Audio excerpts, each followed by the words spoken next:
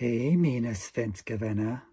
Du vet att hon en stickbarn, standing in front of all those respectable UN people and accusing them.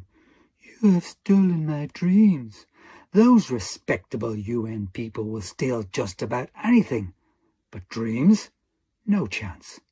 You see, dreams have no resale value and they can't be used as collateral, like, for instance, a stolen money or Gwyneth Paltrow's vagina. Naturally, I felt I had to correct this falsehood. Just call her up, get an apology. Bob's your uncle. So I called my right-wing friend in the Swedish embassy. I need a number for Greta Thunberg. I called her. She answered. Hey, I replied. Hello, Greta Thunberg. My name is Mr. Mosley. You have made an erroneous statement about your dreams being stolen. Please retract and apologize for your childlike gibberish. Greta Thunberg replied. Jag är Greta Thunberg, men jag är inte Greta Thunberg. Nu pissar Abbot, sluta ringa mig. You got the wrong Greta Thunberg, mate. Now piss off and stop bothering me. I was beginning to realize that getting hold of Greta would be no cinch. So I called my Swedish friend, chastised him for giving me the wrong number, and asked, what next? He said, Greta is a child. Her number won't be in the phone book. Perhaps you should call her father, little-known actor Svante Thunberg.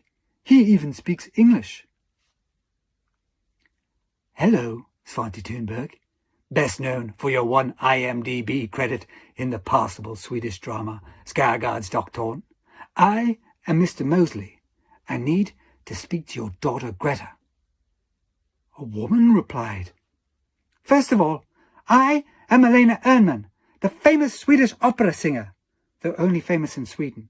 I am Greta's mother and wife of little-known actor Svante Thunberg. Second, why should I let my daughter speak to you? And third, she is presently in a boat with her father, headed to the Americas. Now piss off and stop bothering my family. And Helena Ernman hung up. I immediately called my Swedish friend, chastised him for the appalling telephone etiquette of the Swedes. His two words to me were, social media. Of course! I tweeted Greta directly now. No reply. Tweeted her again, this time gently mentioning I might report her to Swedish Child Services for truancy. I continued tweeting her thereafter, day and night. I must have tweeted her 5,000 times, each tweet angrier than the last, her loose rhetoric a festering wound on my noble psyche. I even threatened to cut off her braided ponytail and extract oil from it that might just run in a diesel engine. Finally, after Twitter blocked my account, I chastised my Swedish friend before asking him if he knew how to sail. Yeah?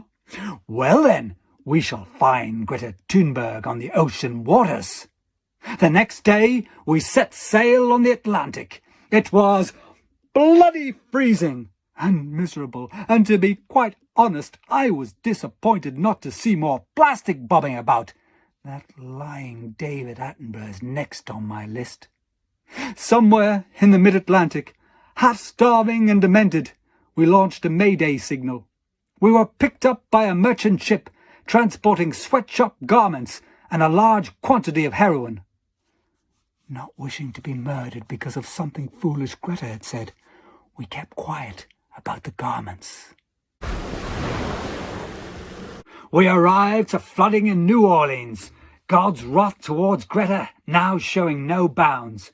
Temporarily impecunious, we camped up in a cheap hotel where the overweight receptionist was wearing one of those square American-type baseball caps that said, "If it flies, it dies." Behind him was a framed facsimile portrait of Roger Moore's eyebrow from the James Bond movie Live and Let Die. It was unclear whether said eyebrow had been flying. When we got to our room, the TV news reported, The Greta had arrived safely back in Sweden. Her villainous mother had sent us on a wild goose chase. I, of course, chastised my Swedish friend.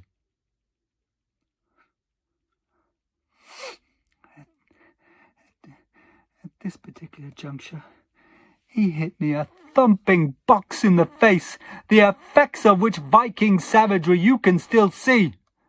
I did not chastise him again, as I no longer found it to be an effective means of communication.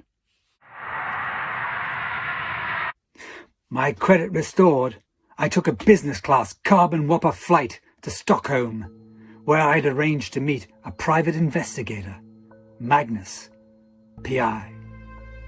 Magnus brought me to the Thunberg house under cover of darkness and showed me Greta's bedroom window. I took a ladder with me and scaled up it. Peekaboo!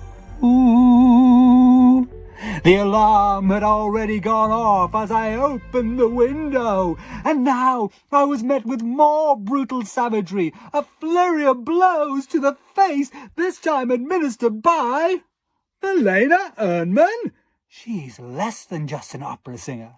As I fell off the ladder and grasped hopelessly without even a carbon dioxide molecule to cling to. How they lie! I shouted, Greta! Greta! Greta!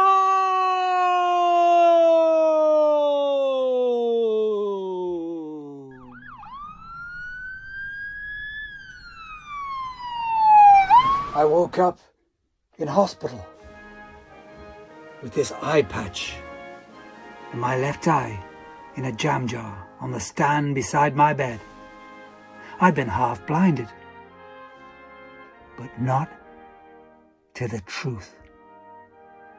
So, if all of this is what you people might consider stalking, well then, frankly, send me to jail for all I care.